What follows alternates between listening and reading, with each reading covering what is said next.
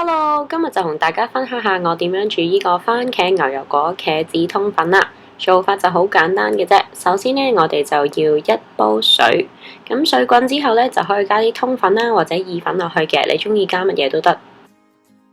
加少少鹽同埋加少少油，咁就由得佢煮咯噃。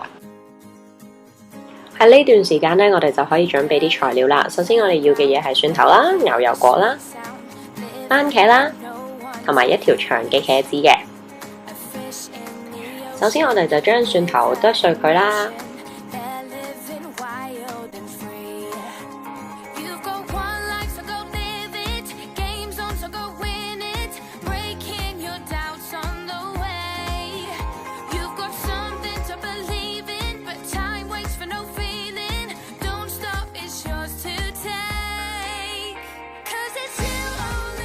切好啲蒜頭之後呢，就擺喺一個碗度備用。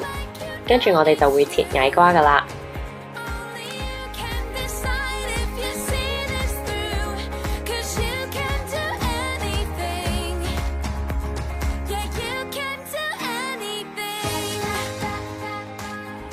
之後就切埋番茄啦。番茄首先呢，就要切走個定先嘅，跟住之後呢，先切到佢，你中意大粒啲又得，細粒啲又得，隨你個人喜好啦。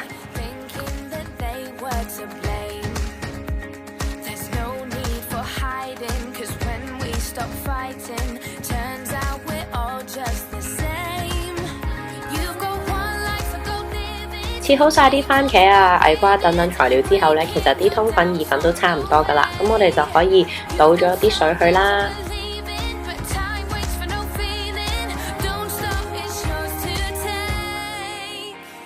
興咗個鑊或者烹之後呢，就可以倒咗啲油落去啦，跟住就炒埋啲蒜蓉佢。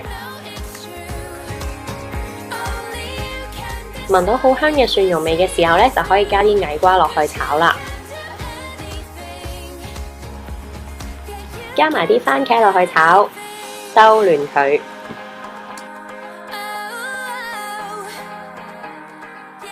炒到咁上下呢，番茄同埋矮瓜都熟晒呢，就可以加埋啲意粉落去噶啦。最後呢，我就會加少少雞湯落去。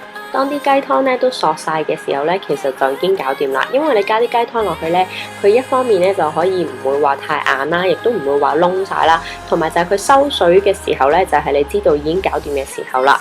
冚咗個煲蓋咁大約3至4分鐘啦，其實佢啲水呢就差唔多收晒噶啦。咁你見到佢而家係收咗好多水噶啦，其實咁就完成噶啦。